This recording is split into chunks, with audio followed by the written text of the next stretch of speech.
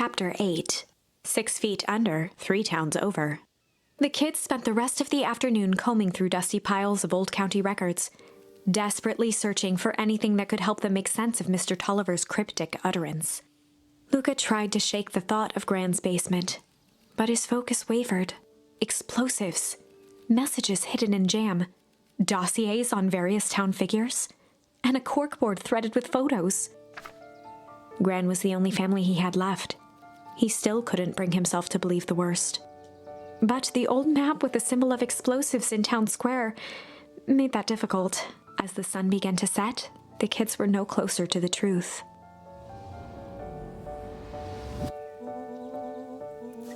If I had to read any more records, my eyeballs are gonna pop. We have to keep digging. If I dig another word, I'm gonna end up in one of these asinine death records. Rollo Cotter lived a full and wonderful life, till he read so much boring crud that his brain oozed out of his ears. Rollo shut his book with an assertive nod. If you got a better idea, spit it out. You sound like my sister. Keep pushing your luck, pal. And it won't be boring country records that kill you. I'll put you in the obituaries myself. Rollo muttered under his breath. You're a county record. Really? That's the best you've got? When I'm done with you, you'll be the footnote in history. Just Beth like... slammed her finger down on the open page before glancing down to read. J. Hartford here. I'd love to see you try. Hey, hey, hey. We're all a little tired here. Let's just take a minute and... Something tickled the back of Luca's mind. Wait, what was that name back? In the obit, J. Hartford. From the Brookville Tribune 20 years ago. That can't be right. What is it? J. Hartford. That's my grand's name, Juniper Hartford. Maybe there were 2 J. Hartfords? Miss Hartford is survived by her young daughter, E. Hartford. My mom's name is Eleanor. Okay, this is getting creepy. If your grand is 6 feet under, 3 towns over, then who am I living with? The question hung in the air.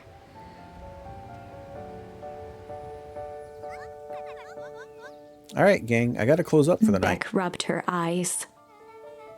How late is it? Almost 10.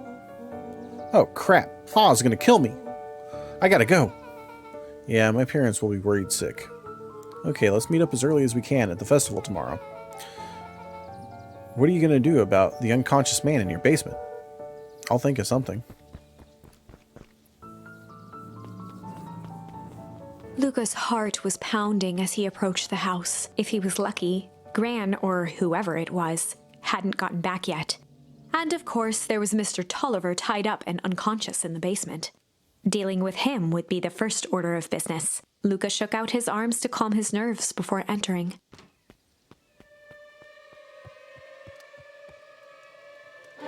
He held perfectly still, tempering his breath, and listened closely.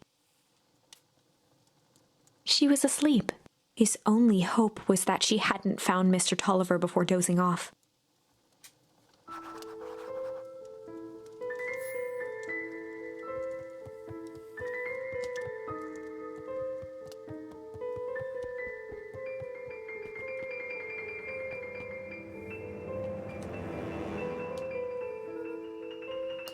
Oh no. Mr. Tolliver was nowhere to be seen. Maybe he woke up, escaped from his bindings, and left without a trace. Or maybe Gran knew everything. What do I do? Luca's hungry stomach groaned. Not realizing it, he'd gone the entire day without eating. Okay, I can figure this out. Just need a little brain food. Luca rushed over to the pile of jam jars, unscrewed one, and shoveled a handful into his mouth. I'm afraid your jam delivery will be He delayed. flipped the lid to read the label. Mr. Nuncreed, hee hee. Okay, now I can think. So if Brand knows we tied up Mr. Tolliver, I'm screwed. If she doesn't know, then I need to play it cool. I guess the only option is to go to bed and act as if nothing is wrong. Gran will think Mr. Tolliver finished what he was sent to do and left when he was done. I don't like the fact that we had Nuncreed's jam, because that was a special jam that she had made for him. Oh, great. Now Gran's gone. Gran? Okay, stick to the plan. Go to bed and play it cool. I'm not loving this. I am not loving this. As Luca climbed the final stair, the emotion of the day dragged heavily on him. With each consecutive step, his legs weakened. His stride began to falter. He tried to grab for the railing to steady himself. Something was wrong. Don't love this. Come on, legs. Just a few more steps. Luca groaned and tried to move. His limbs might as well have been bolted to the ground. Through numb lips, he mumbled just before falling asleep. The germ? Go to sleep. Complete. Sweet boy. What did you get yourself into?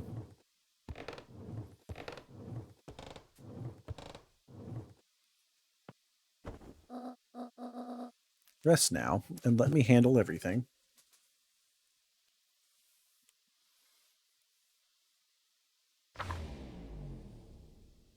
Chapter 9. A speech to end all speeches. Did I miss? I had to put the oldest back to bed.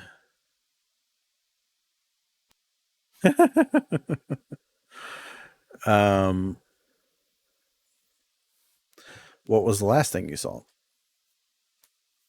The interrogation?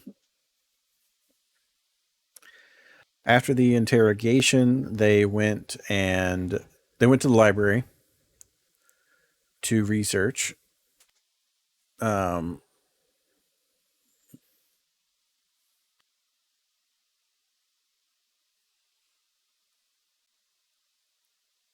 Yeah, they went to the library to research. He got back. Cran was already back.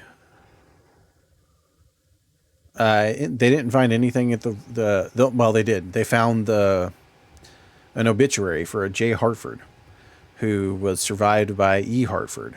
J. Hartford, they think, is the grandmother.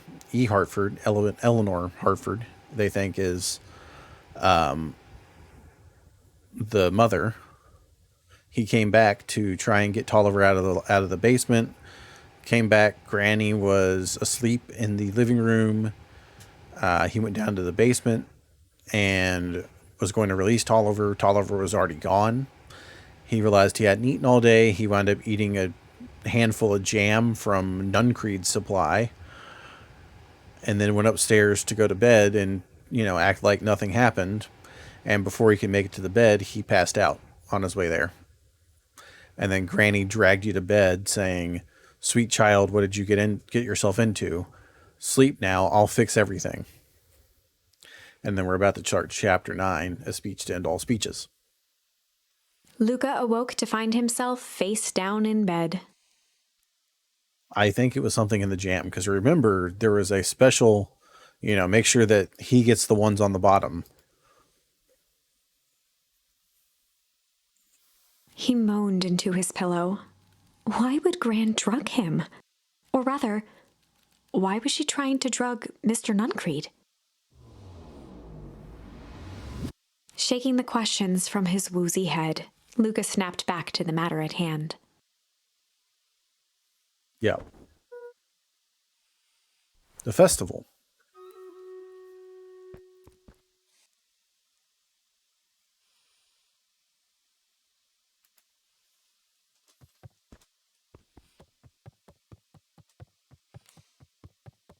All right, so let's try and make it through the rest of this storyline.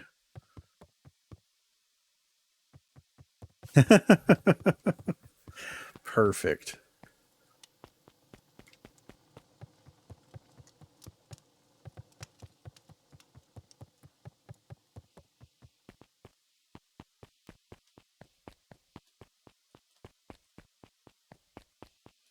All right, so no new information down here. I guess we're just going to get to the festival because we did agree to meet up with the other two as early as possible.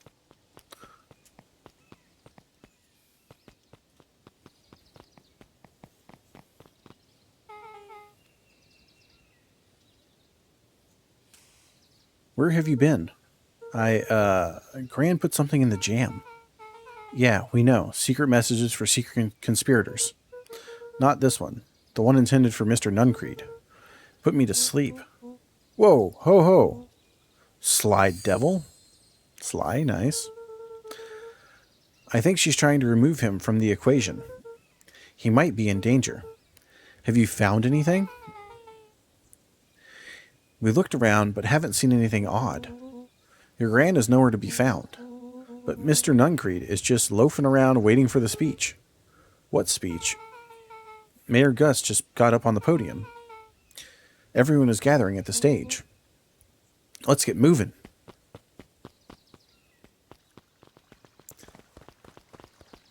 Augustus Valentine nervously wiped his brow.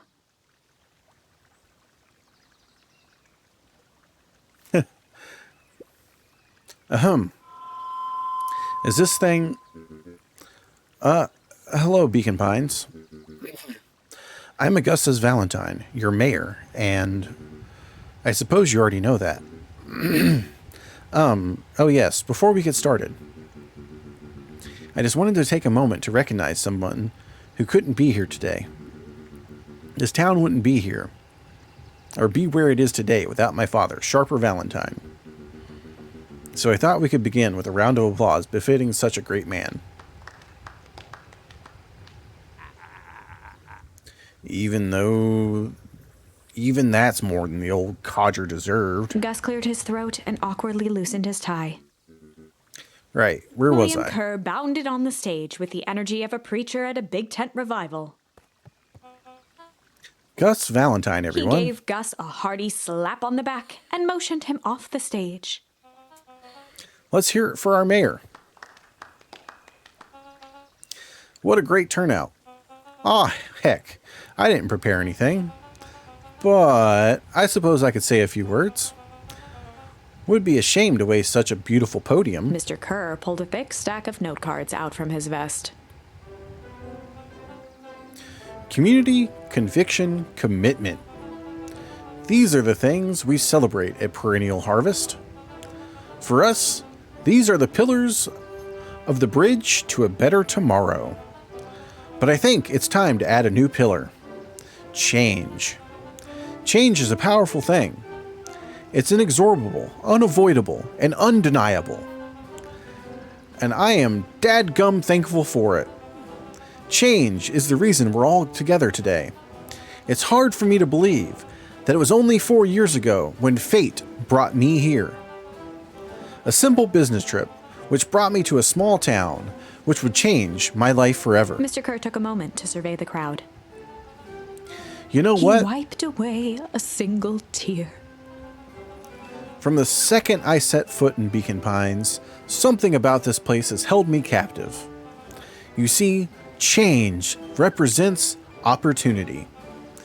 It represents potential. It was change that helped me recognize the potential of this place. To see what the people of this town, despite suffering great loss, still held on to the things that made them special. He thumped the podium to emphasize each word. Community, conviction, commitment. Change. Mr. Kerr nodded confidently, biting his lip. The crowd was silent, in rapt attention. Fate made a perfect match that day. Nothing is more important to you all than community. And Perennial Harvest is a community first and foremost. Mr. Kerr methodically made eye contact with each section of the crowd. The only way you made it through the foul harvest was an unshakable conviction. A conviction that a better tomorrow was just over the horizon. Perennial Harvest was founded on the conviction that we are that horizon. This festival is a symbol of our commitment to each other. His voice began to build to a crescendo. We now walk hand in hand into a future we will shape together. And that is what change is all about. Grabbing the future by the scruff of the neck and making things happen. Change is a choice. I am tickled pink that we will all be making that choice together. How great is that? Just imagine what we can accomplish. What was that? The crowd began to look around nervously. Don't worry, a little thunder isn't going to ruin this day. Everyone remain calm. Mr. Kerr quickly flicked through his note cards. Where was I? Through all of my travels, I have learned one true thing. One always reaps what they sow.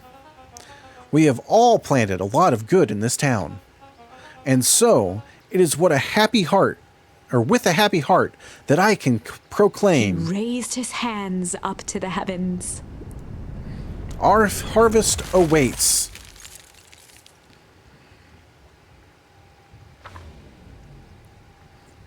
At that moment, a merciless wall of impossibly cold air ripped through the crowd, instantly freezing everyone and everything it touched. For a man like William Kerr, this was a fitting way for things to end. On a stage, with an entire town frozen in rapt attention for the rest of time. The end.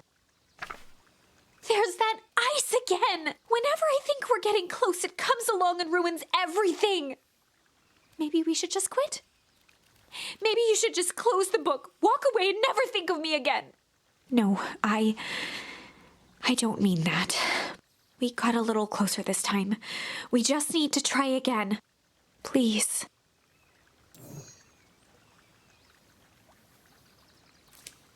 All right. I think that is we are going to call this stream for the night.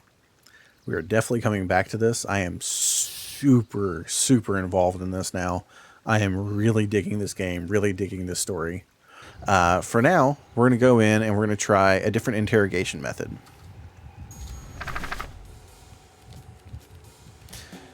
They needed to know what he was doing in Luca's house.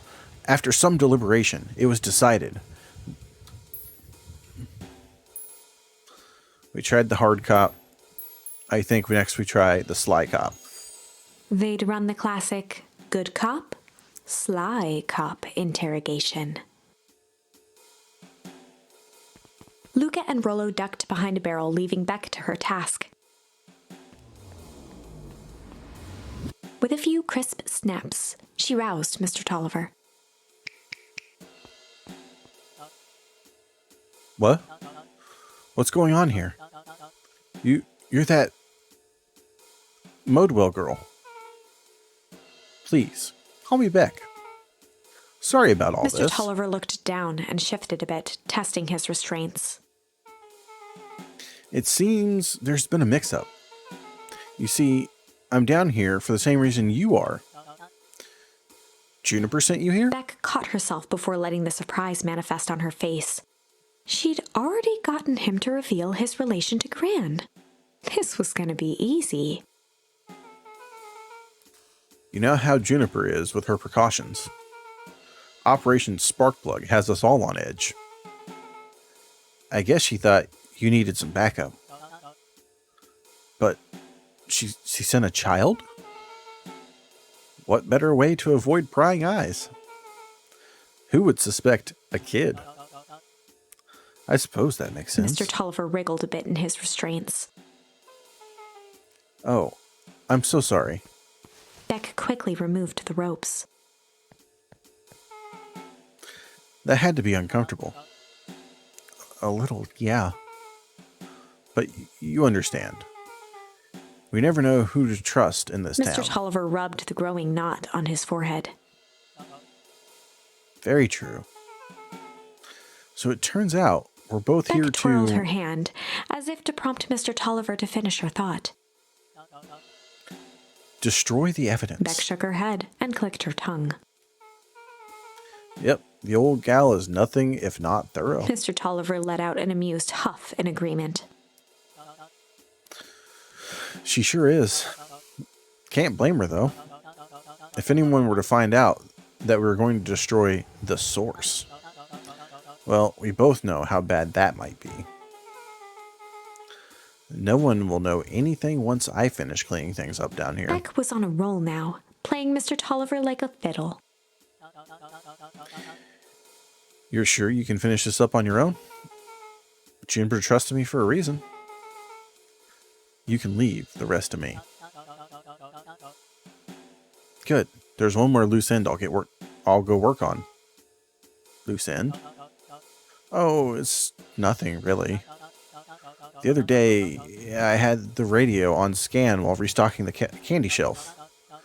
And wouldn't you know it, I intercepted an odd phrase in a perennial harvest transmission. Underground secrets. That's ominous. I think it might be a password, but Juniper dismissed it. Said it wasn't mission critical. What's the password for? We don't know. So you have a password and know where to put it. It's got to mean something, right? Good thinking. You should probably go work that out. I've got this under control after all. That's a relief. Between you and me, this basement gives me the willies. Heading for the stairs, Mr. Tolliver hesitated and turned to Beck with a puzzled look. She grinned and gave him a peppy wave. With a shrug, he continued up the stairs, whistling a jaunty tune. You guys catch that?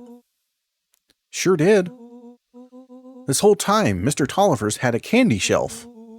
But all he ever sells us is apples. Beck blinked slowly in disappointment. The password, Rollo. Well, sure. But once things are back to normal, I'll be having a word with Mr. Tolliver about that candy shelf. Fine. In the meantime, I've got an idea. She turned to the table and began tearing small scraps of paper. He said he heard a password on the radio. A good spy transmission is never what it seems. Beck marked each scrap of paper and leaned back. We just need to find the hidden meaning. Okay. What's another word for underground? Buried? Covered? Could it be a cover-up? Maybe it's one of those each letter is a number thingies. So U would be 21. N would be 14. D would be... Ooh! It's an anagram! Nunn Creed's drugstore. Luca and Beck looked at Rollo with amazement. Rollo, that was incredible. Well, it's either that or Kren's nude rug store. Kren's nude rug store. Yeah, I think you were right the first time. How did you do that? What can I say? I love ciphers. Well, I guess we know where to go next.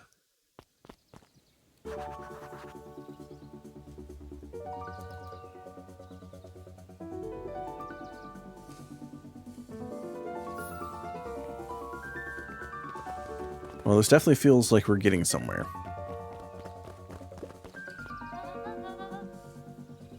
You scared me half to death. Sorry. You kids haven't seen Mr. Tolliver around, have you? No? He's got me waiting around like this last slice of pie. I swear that man would be late to his own funeral.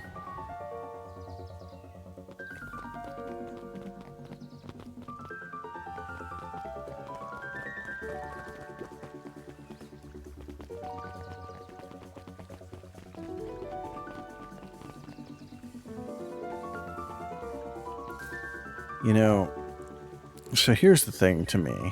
Perennial harvest.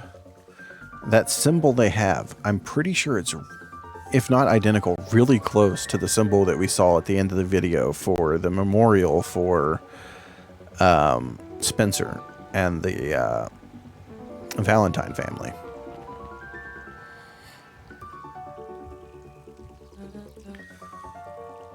You're late, Augustus. Sorry, sister. Was caught up with work. Work? You? I had a few more details to lock down for the festival. Oh. What do you have to report? What is this Insipid Town festival really about? I think... Gus looked around nervously. I think Mr. Kerr really does want to do something good for the town. He's actually a pretty nice guy. You should spend some time with him.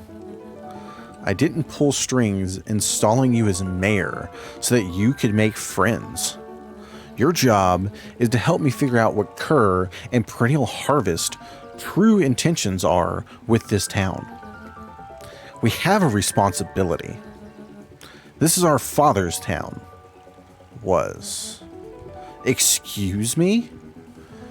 This was our father's town.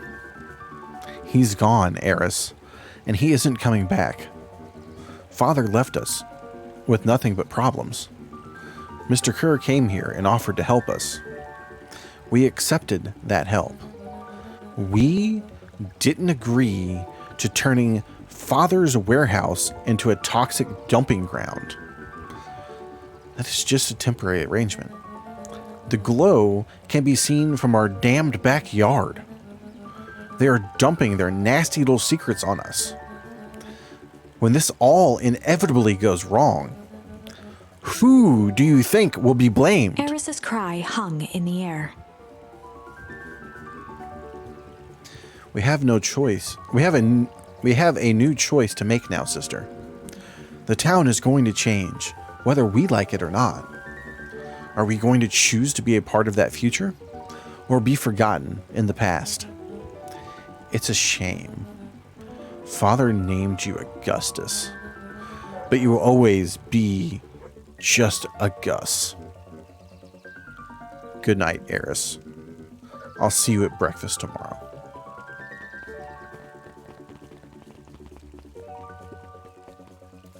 It's getting late, children.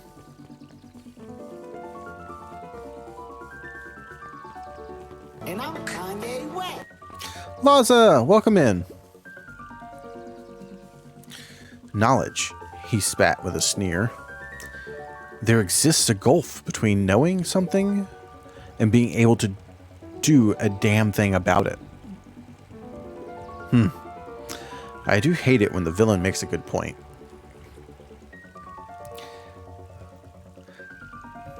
How you doing today, Laza? I hope you're doing well. How's the littlest little doing? Are they feeling better from their teething?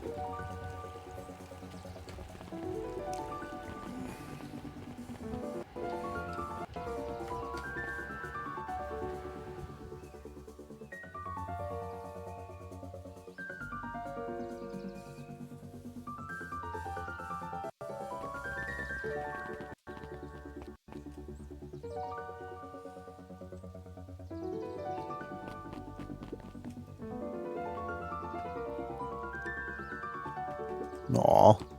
Solomon stood proudly at the entrance to the drugstore, Sounds good, Laza. holding a brown bag overflowing with black licorice. Hey, Solomon. We're looking for Mr. Nuncreed. Is he still here?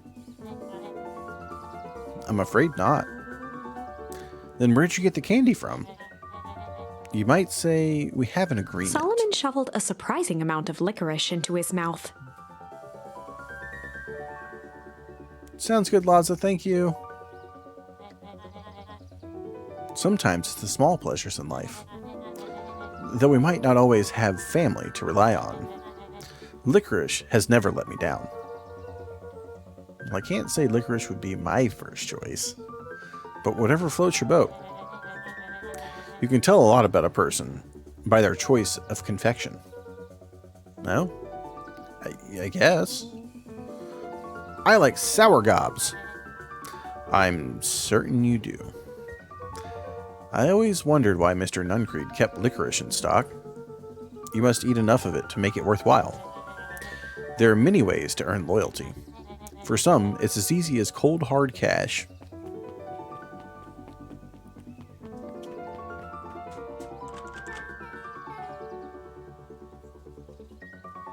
Thank you. Frozen Coke.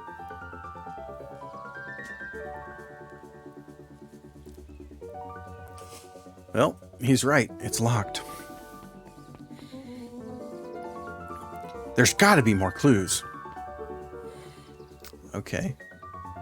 Let's see.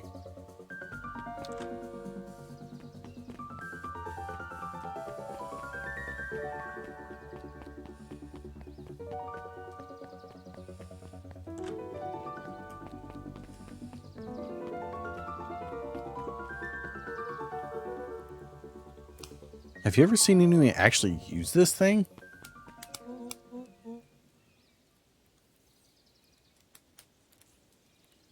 Besides Mr. Nuncreed? No? Beck cupped her hands on the glass to peek inside. This is not a normal phone booth. It's got like a blinky keypad. Why would there be a blinky keypad? Crin's nude drugstore. I mean, underground secrets. The password. Beck flung open the door and they all squeezed in.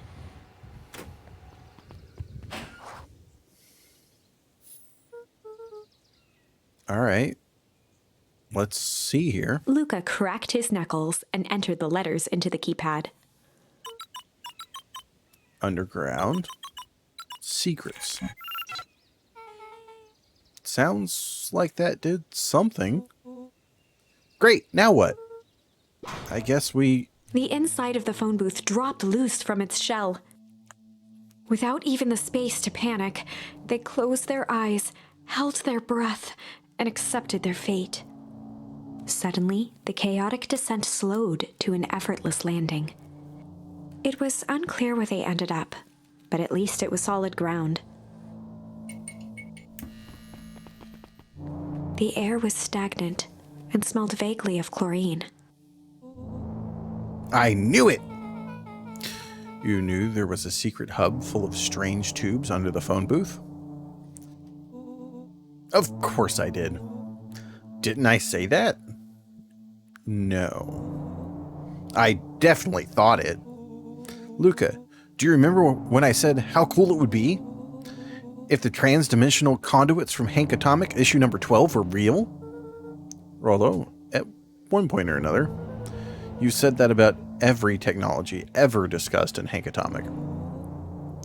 That's why I'm such a good predictor.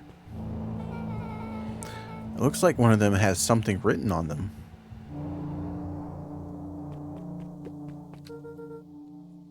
Perennial Harvest, main office.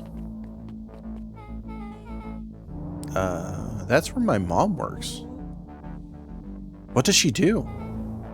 Science stuff? Is she involved in all of this? We just moved here. How could she be involved? True.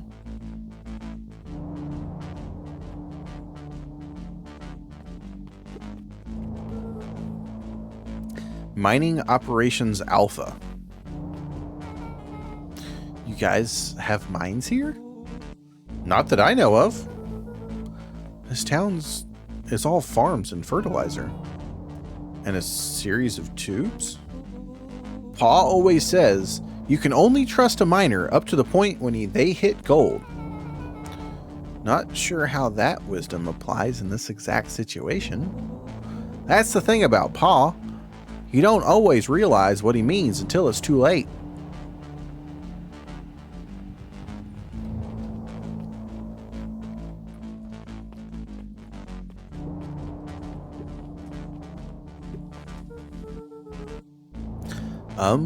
This suit has a broken mask. So we found our mystery warehouse creeper?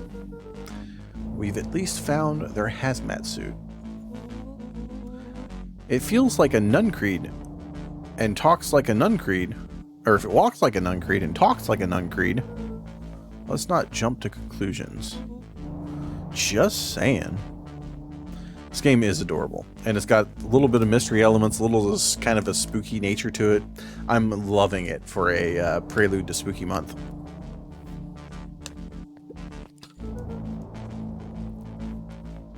Valentine Fertilizer Warehouse. Isn't that where you almost got snatched? Yeah. Why would Perennial Harvest have a tube going to the old Valentine place? That is starting to feel like something big.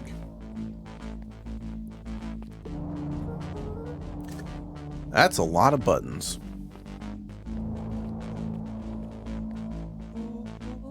Stand aside, Earthlings. I've read enough Hank Atomic to know my way around sci-fi tech. Rollo's hands hovered over the field of blinking buttons. Eeny, meeny, miny.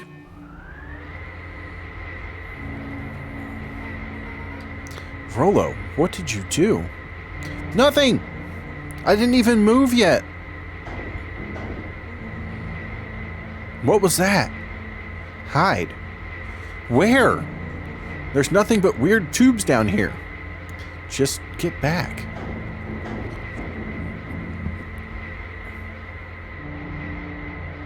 Shit. Shit. Shit. Awesome!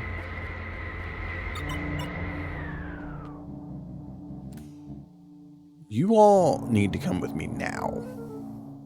We aren't going anywhere with you. Not until we get some answers. Mr. Underground Secrets.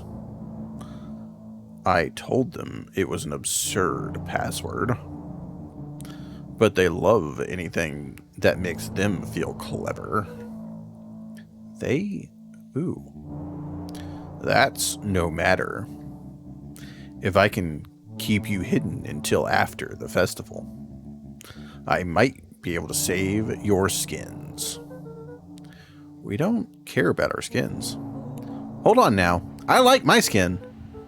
This all stops now, Nuncreed. Joseph waited for a moment in silence.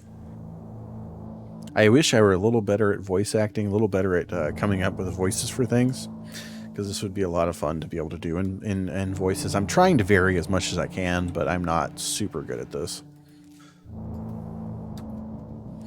You sound just like him. Who? Walt.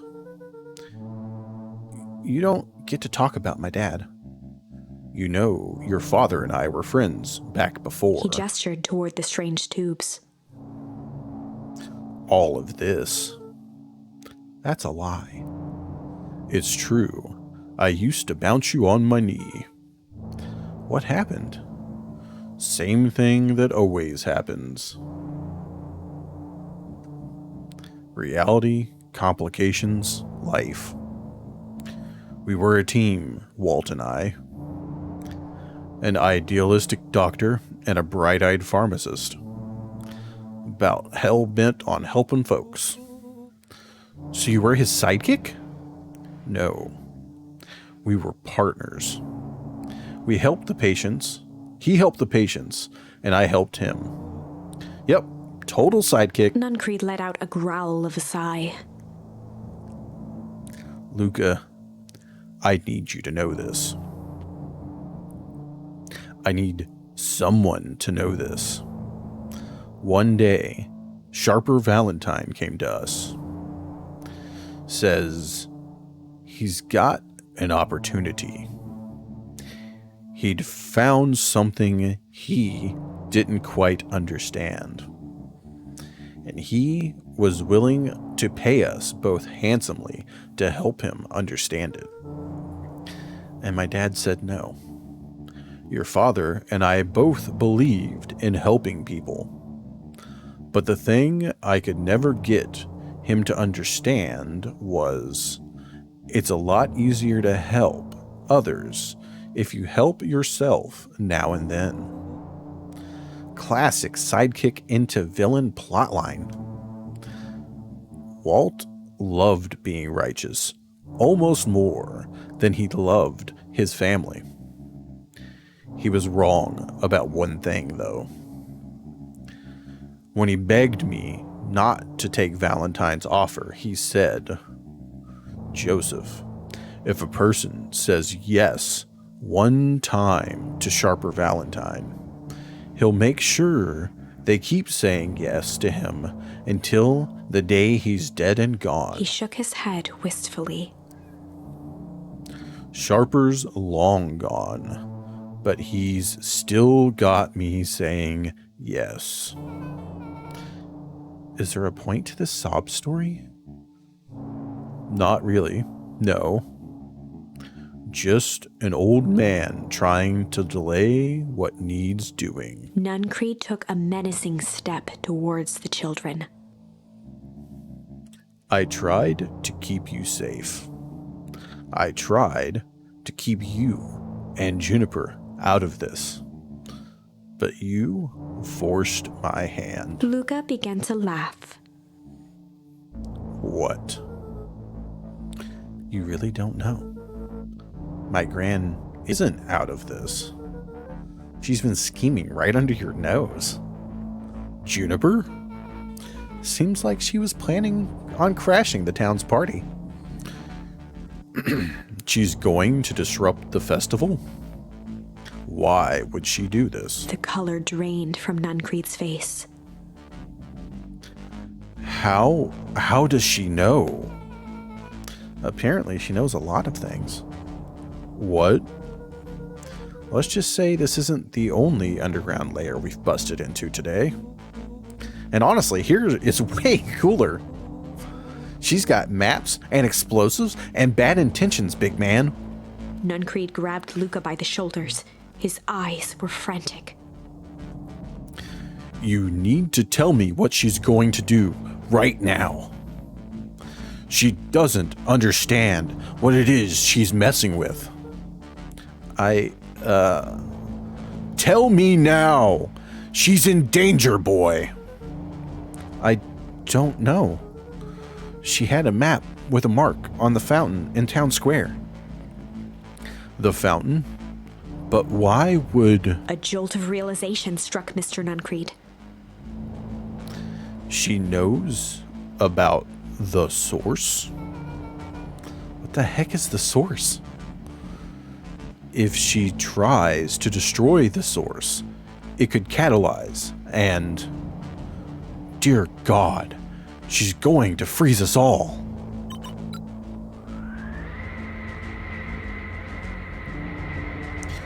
You all need to run. Run where? Away. As far away from this town as you can get. Head west and don't look back. That did not go how I expected. So... we're totally following him, right? Totally. See you on the other side.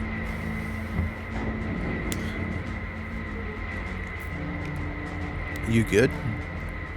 Yep.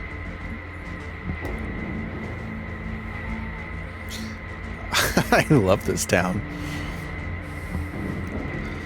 Aw, thanks, Laza. Chapter 8. The Cold, Hard Truth. Beck leapt up, allowing the suction to yank her into the dark.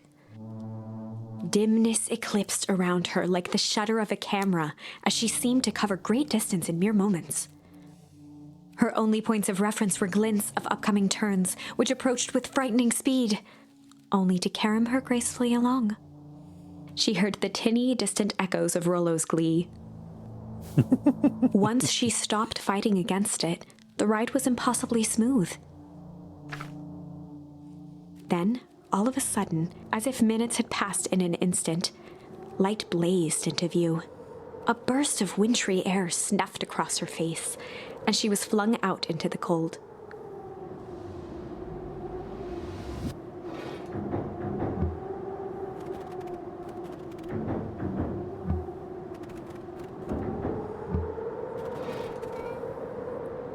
That was intense.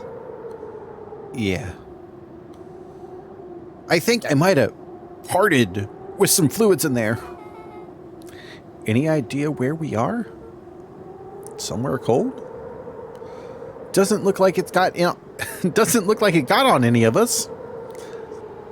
It didn't feel like we traveled that far. So where did it all go? This place sucks. Why would anyone want to blow something up out here? Only one way to find out, I suppose. We've got to catch up to Nuncreed. I think he went this way. It's starting to feel like we might have stumbled upon the correct ending. This looks familiar. Yeah. Maybe we can clear off the snow? No time. Nuncreed's getting away.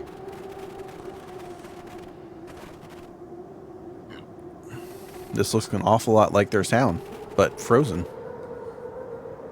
Okay, this is starting to feel really familiar. I'm not the most well-versed on all things Beacon Pines, but this does look like some sort of frozen replica of town. Ah, I got it!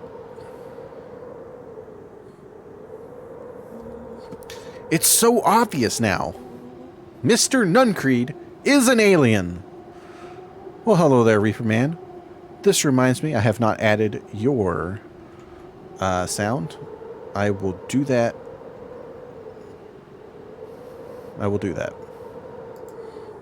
Let me just get that working in the background while I'm thinking about it. You never really had me. You've very much lost me there. You get used to it. We should keep moving.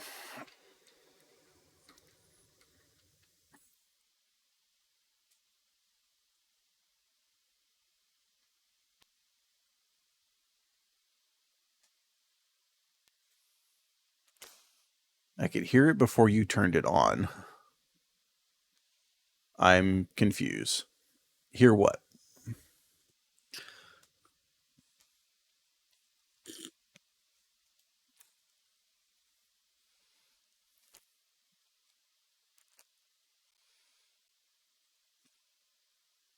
Interesting.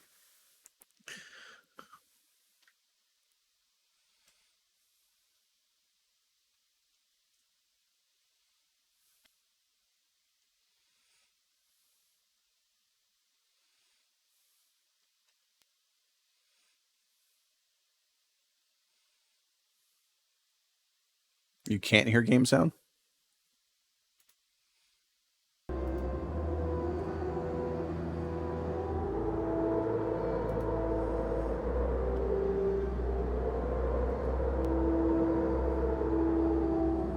Sorry.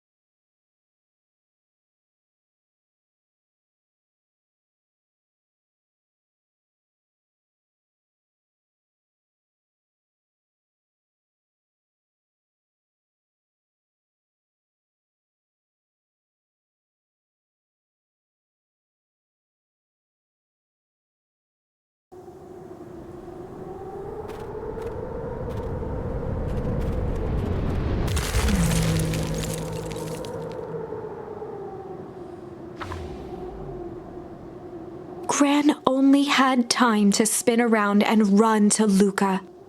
Her attempt to shield him, an honorable but trifling act. Unflinching love, pitted against an unthinking horror. There was no contest. Her warm embrace froze in an instant. That is where they remain, fixed in place, forever. And so, our story ends on this melancholy scene. In a town brought low by its secrets, sits the frozen statues of a misguided band of meddlers. The end. Well, that was dire. On the bright side, we finally figured out where all the ice is coming from.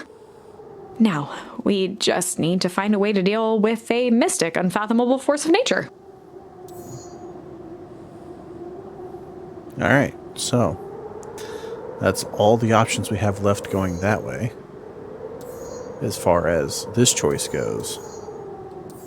we have one more option here. We can do a chill interrogation. So let's see where that brings us. They needed to know what he was doing in Luca's house.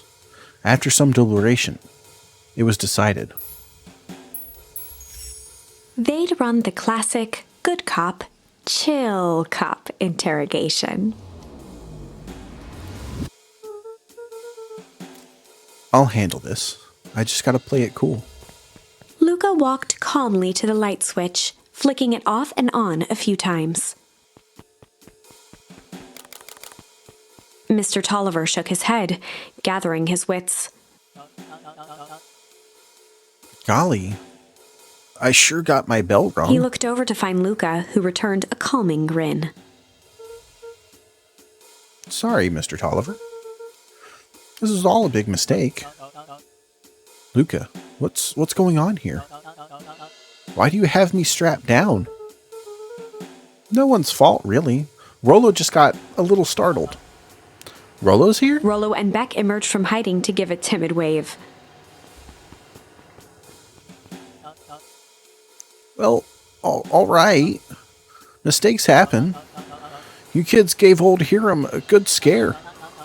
Let's just get me out of these ropes and call it even. Luca glanced over to Rollo and Beck, who replied with skeptical looks. Mr. Tolliver, why are you in my grand's basement? I'm here to help, of course. Help with what? What's my gran up to? If you'll just cut me loose, I can show you. How do I know we can trust you? Mr. Tolliver exhaled with disappointment. Luca, have I ever done wrong by you? No.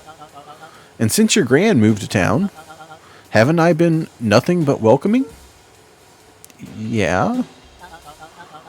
So why would I turn my back on your family now?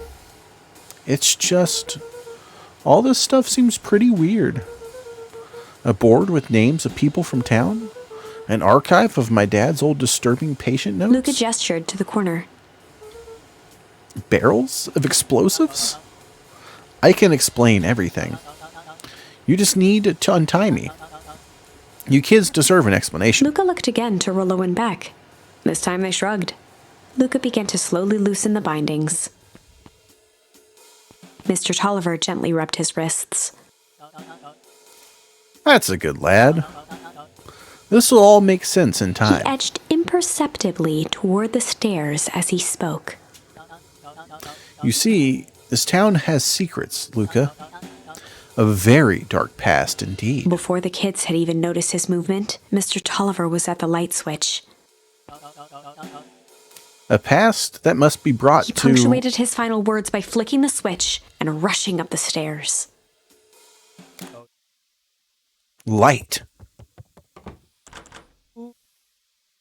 Son of a... Beck darted to the wall and turned back on the lights. It was too late. Rollo confirmed what they all heard. He just locked us down here.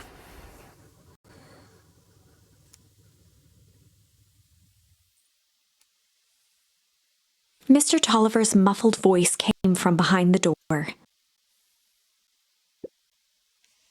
I wasn't lying, you know. This is for your own good.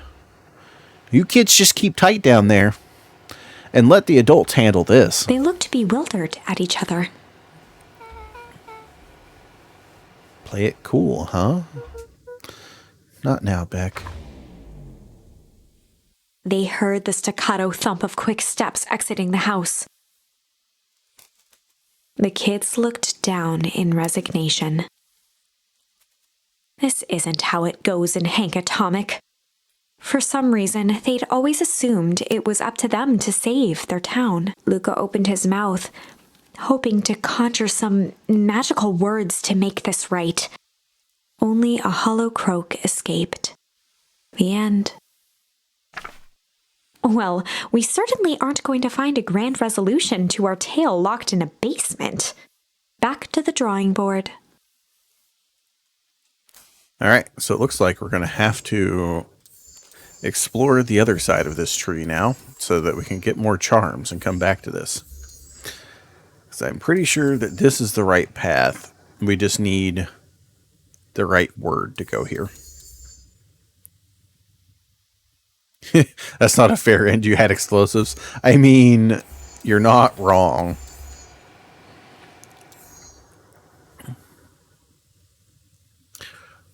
All right. We're going to continue down this path. We do have a new word here we can use. This is the path where we explored with Rolo, the warehouse. We were shit with Roxy. We kicked her so that Rolo could run past, and then we followed. We made it to the warehouse. We searched. We found a body. Well, we searched. We heard somebody coming out from within the warehouse. We wound up hiding in the dumpster.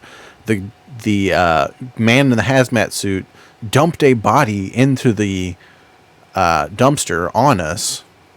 We found a name tag, and we knew the name. And then we escaped. We ran. Rolo ran first. And what led us to this point was Rolo.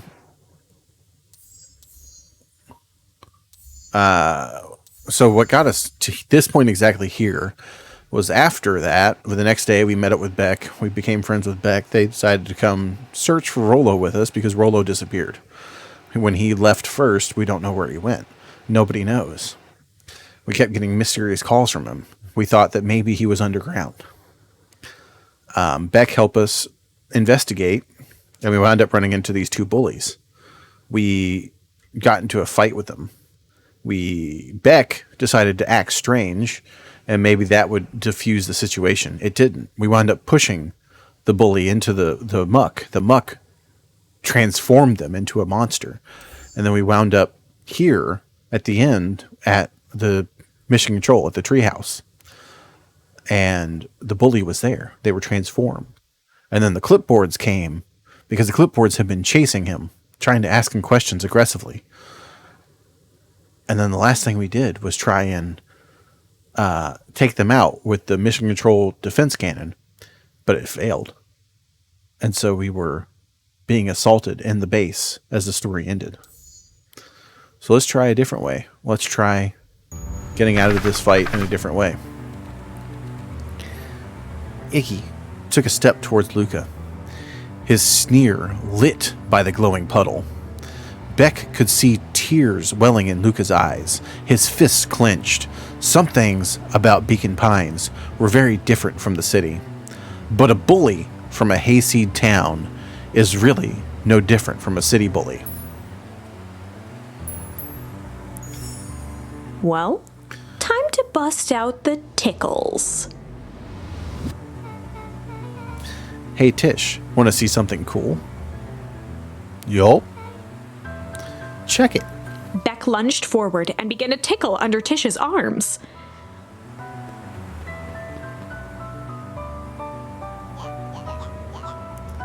What the?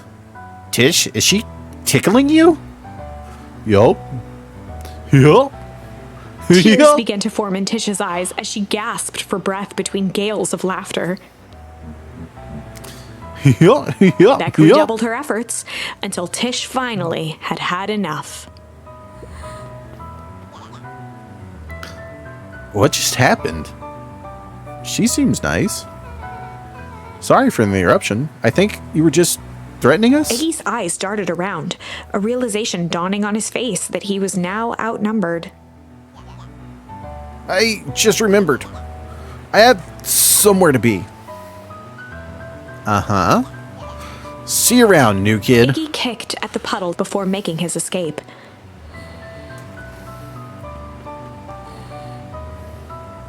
Whoa. What a little creep. Beck, I think you got a little ooze in your Beck hair. shook the ooze out of her hair as best as she could. Is it bad? It depends. What are your feelings about having a more mature, refined look? Oh, God.